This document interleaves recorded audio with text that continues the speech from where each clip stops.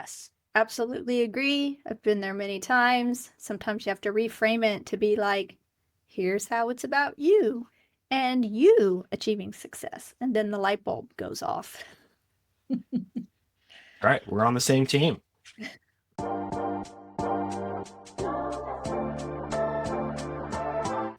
Hey, Lawton and Thomas, I am so excited to have you on BlatzChatz today. Likewise, Jen. Thank you. We've been looking forward to this one. Thanks for having us, Jen. Of course, absolutely. So I'm the kind of guy who doesn't like to fart around and like to jump right into things. And if you've ever seen one of my BlatzChatz before, I love me a good origin story. I love to hear how people broke into UX. So, Thomas, I'm going to start with you. How did you get into this field? Yeah, I'll tell you a relatively quick and straightforward version of it because it's not like I've got a winding path. A lot of people find UX through very circuitous means. I went to college. I was majoring in psychology and statistics. I really liked doing research and lab stuff. And I had a course my very first semester that was all about careers in psychology. And in the textbook for that course, there was a section about human factors, human computer interaction, and user experience. And I said, that's it. And so, yeah, my very first semester in college, I decided that's what I was going to do. Even wrote up like my final paper as a plan of how I'd start my career. So I said, okay, looks like most people in research, at least at the time of had an advanced degree. So I wrote out like, these are the places I could get a master's or PhD. These are the companies that I might work for afterwards. And yeah, it was kind of that straightforward. Not the most exciting real origin story, but that's how it went. Wow, that is rare, to be honest, that you knew from the get-go while in college that you wanted to get in UX. So that's super cool. I appreciate that story. Thanks. Lutton, how about your origin story? Yeah, mine was maybe not quite as straightforward, but certainly a little closer on that end of the spectrum, like Thomas said, compared to a lot of people getting into the field. I was a psych major as an undergrad. Didn't really know what I wanted to do with that. I just knew that I was interested in humans, behavior, and what makes people tick. I was pretty confident from the earliest days, unlike most people with a psych major, that I didn't want to become a therapist. Didn't want to do anything like that. But it was interesting. The classes that I really gravitated towards were like cognitive psychology, experimental design, research methods, statistics, and all of this stuff that people who wanted to be therapists were like, ugh, this is the worst part. And so after my undergrad, I was looking at ways I could apply those things and came across the field of human factors and applied cognition, which is actually where Thomas's story and mine starts to intersect. We met in North Carolina at the program in NC State, the Human Factors Applied Cognition program there. Oh, wow. So you met days before I thought you did. I thought you met when user Zoom and user testing combined. And we were old friends at that point. So I was already at NC State. I went there for undergrad as well as grad school. And I had started working with our advisor, Doug Gillen, as an undergrad. And that whole summer, he was like, yeah, we've got this guy, Lawton Pybus, coming in. And I was always like, can you spell it? Can you spell that name for me?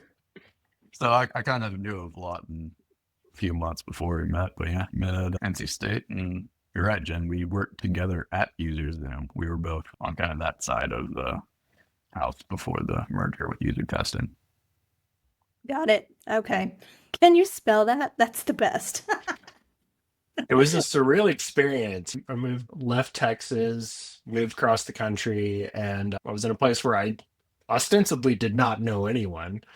And my very first day of grad school, Thomas and another soon to become a friend were like, you must be Lawton.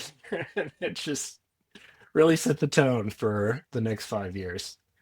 That extra Southern hospitality, right? That's right. So, well, now you are together again at your own company called Drillbit Labs.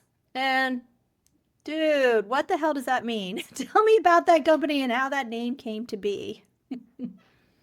Do you want to give the overview on what we do, and I'll try to figure out how we came up with the name? Yeah, how did we come up with it?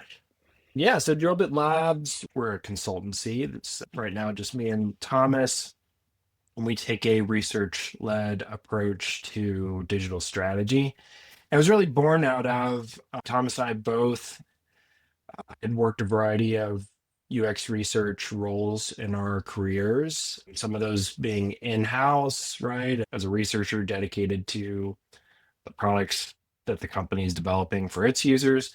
And then, at least for me, about half of that as sort of someone on the outside as a vendor, consultant, coming in and really just deploying for an engagement. And that's not everyone's cup of tea. I think that maybe everyone should try it at some point in their career, but certainly a lot of the people who take those jobs see it as a stepping stone to something else. Whereas I think Thomas and I both agree, this is fun. We like doing this. And we really saw an opportunity for that specific niche, right? Like someone who takes a research-led approach to digital strategy. So Thomas, maybe you can talk a little bit more about what that looks like in practice and why we chose the name. Yeah. This is actually a really, really good timing, Jen, because yesterday I put out an article about what exactly it means when we say research-led digital strategy, what digital strategy even is, and how, I don't know, there's this misconception or misnomer in our field where we call certain things strategic research, right? Like someone might say strategic research, and what they mean is foundational discovery methods. And I feel like that's a little bit of a misconception of what research and strategy are throughout a product lifecycle. Strategy and research are neither one of them is a phase, and they both happen throughout developing a product, and they both kind of really weave well together. Early we form strategy. Discovery research helps us form strategy. Towards the middle, when we're making products, it's all about strategy execution. And a lot of our very iterative methods in research help make sure that our strategy execution aligns with kind of the strategy that we formed, right? It kind of gives us the opportunity to course correct and ensure that what we actually do achieves the vision, or is at least driving towards it. And finally, if we have a product out there, it's all about assessing, did the strategy work? And measurement research does a really good job of assessing strategy and then giving you the opportunity to then feed that back around into discovery and figuring out, okay, for our next round of strategy formation, what ought we do? So when we mean research-led digital strategy, that's what we mean. All the different research activities that feed into strategy formation, strategy execution, and assessment across the product lifecycle. Hopefully that's a relatively quick articulation, but if anybody wants to read more about that, I've got like an entire article I just posted about it yesterday. I think the title was something like How Research Powers Digital Strategy Across the Product Lifecycle, or something like that. But yeah, the name, Drillbit Labs. I feel like there's a lot of different influence that's come into the name, so we could like go with many of the different influences, but a couple of different directions. First, you had a newsletter before we started the company called Quarter Inch Hole, which came from a quote that says people don't want a quarter inch drill bit, they want a quarter inch hole. So we went Drill Bit Labs, basically the remaining part of that quote. We also called it labs because we met in a research lab and we do research. And we felt like it kind of helped describe who it is or who we are and what we do. I think there are other influences in there as well that I don't really fully remember though. And I know it wasn't the first name that we had. We came up with another name at one point and the lawyer told us, hey, that one's taken. Don't do it or you'll get sued. So Drillbit Labs was just one that kind of ended up sticking. Yeah, you don't want to get sued, especially when you're just starting out. That's no fun. Not on day one. Exactly. So I think that references jobs to be done, right? Right. You hear that association with jobs to be done a lot. Yeah, it's a little bit of a tongue-in-cheek reference there. And other researchers, people who are familiar with jobs to be done, they're going, I get what you're doing there. That's good. Because it's a little bit, nobody wants the drill bit, right? But they want the results that we can deliver for them, the outcomes for their digital strategy that we're providing. Absolutely. And I love that you kind of, Thomas, that you broke down the difference between strategy and research. When I co-founded UX Research and Strategy, at first, it was just going to be research. And one of my co-founders, she says, I think we should include strategy. And I was like, what? Well, strategy can mean a lot of different things, right? To what you alluded to as well, depending on where you are in the life cycle of the project. So when we talked about strategy, strategy can be the plan or process of executing the research, right? So there's a lot that can go into that. But also, research can inform a project or product strategy too, right? And I think that that's what you're kind of talking about. Exactly. And I love that you included end strategy in the name. I thought it was, I can still see the logo in my head with the banner. So, Yay! The power of creating a logo. That's my design background coming in.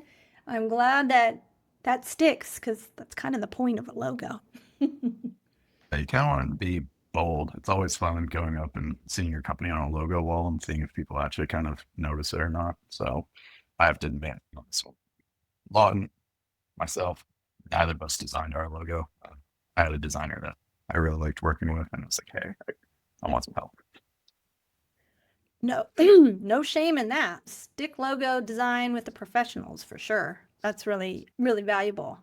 So I want to ask you a little bit about Lawton, you talked about consultancy and how that really resonated with you both. I want you to break that down a little bit more from how did you know you liked it and how did you know you would be good at it? If somebody's thinking about it and, oh, I hear consultancies, great. Break that down for someone like that. Oh, yeah. I think that it's a really great place to start your career, for one, because generally, once the project has been sold and handed down to you, you can focus on just executing the research. And so, particularly for someone starting out, just hopping into a consulting role and delivering on a bunch of research projects, you're going to be doing research most of the time and you're going to be sharpening those skills really quickly. I think as you advance in your career, as I was starting to lead a team at User Exams Professional Services, and of course now at Drobit Labs, like a lot of what we do is scoping research and trying to understand a prospective client or stakeholders' needs and what their goals are. And they might come to you with a question like, we really just need a survey. So, do you need a survey? So getting behind that, right? And really scoping out a project that will meet their goals and help them to move the needle down the line. I think there are a lot of great skills that come into play there. But for me, another huge aspect, and this has been throughout my career from early to now, is you get to apply your skill set in a lot of different contexts, right? There's always something to be said, like for really drilling deep on a particular project or product area and learning a lot about that domain and what the ins and outs are. But I think there's something super interesting about, okay, this week I'm working on an AI chatbot, and this week I'm working on social media. You're just constantly, I guess, for lack of a better term, context switching, but you're applying it in different spaces and you're seeing methods work and what the strengths are in different areas.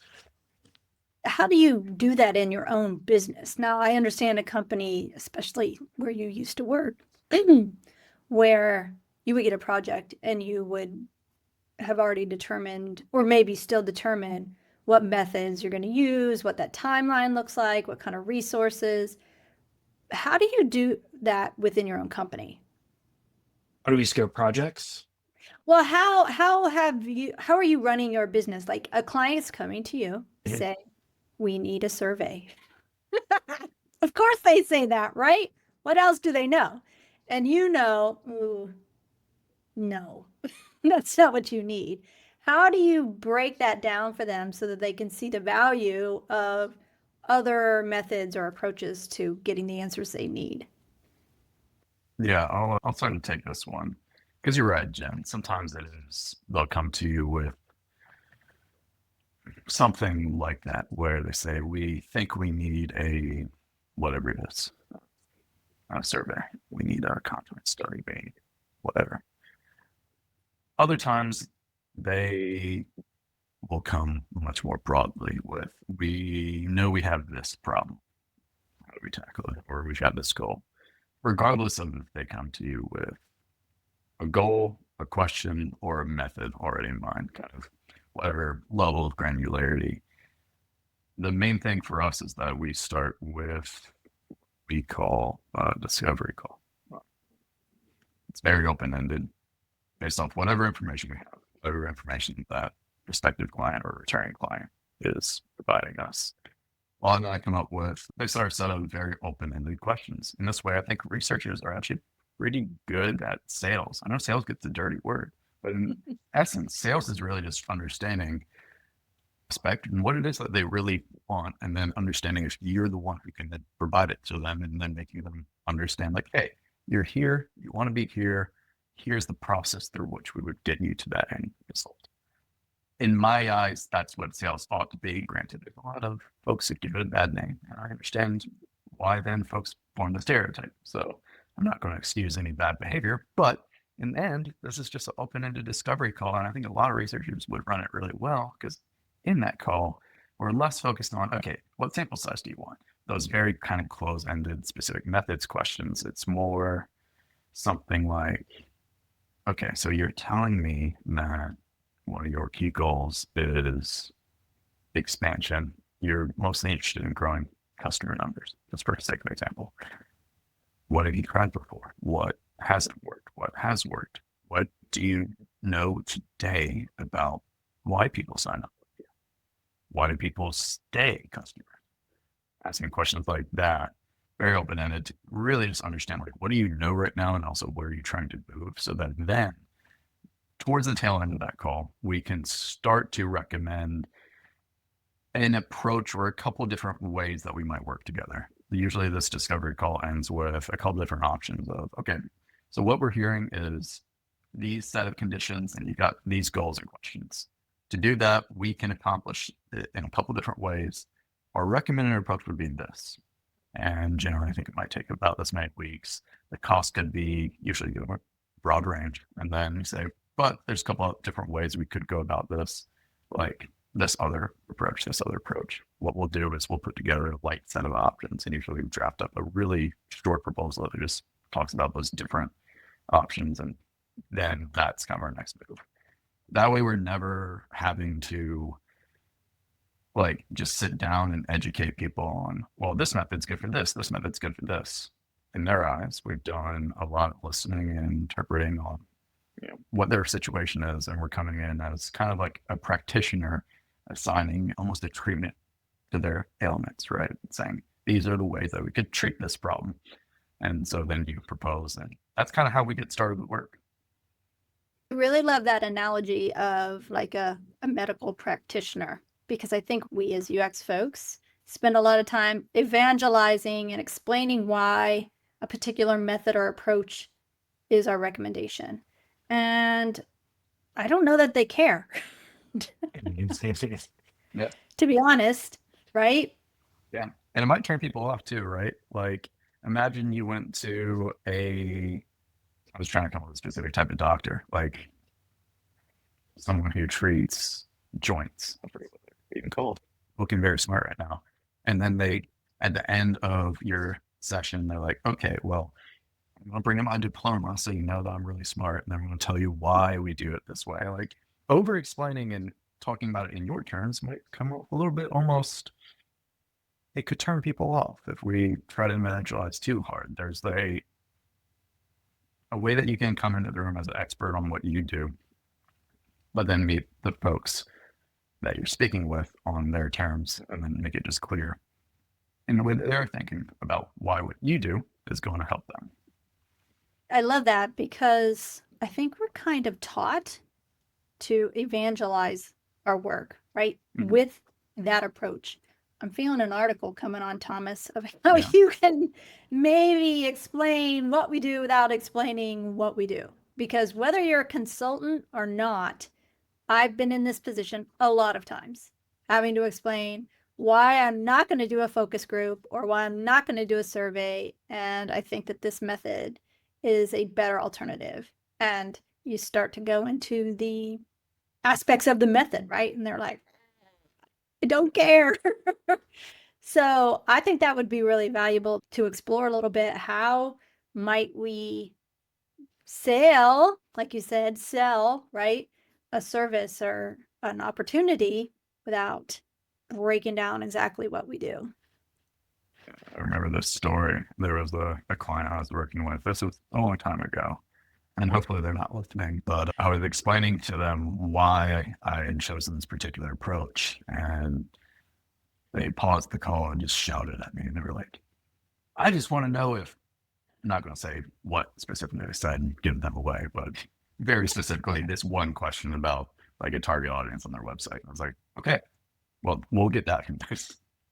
That was a lesson. Yeah, I have found that too. Sometimes we understand how this works and how we'll tie the threads and get to that answer, but we're not very good at articulating how through this approach we will get there, right? Yeah. They just want to hear that, like you said, Thomas, that outcome. Will you just tell me this thing? Just tell me the thing. Will you get there through this thing? It's an interesting problem. And I think it's not just UX researchers or designers, right? A lot of those roles in that product team's probably dealing with the same kind of battles and whatever approach or problem they are trying to solve for their stakeholders and others that need their services in a sense. As Thomas was going through our process there in miniature, I was thinking to myself, it's always in our interest because we're selling our services to try to tie it in with, okay, these are the kind of KPIs that you're accountable for, or this is what you're interested in improving.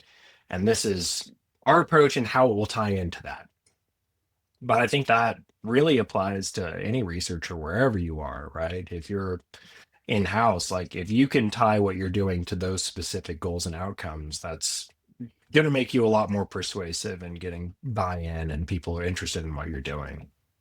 Yes, absolutely agree. I've been there many times. Sometimes you have to reframe it to be like, here's how it's about you and you achieving success. And then the light bulb goes off.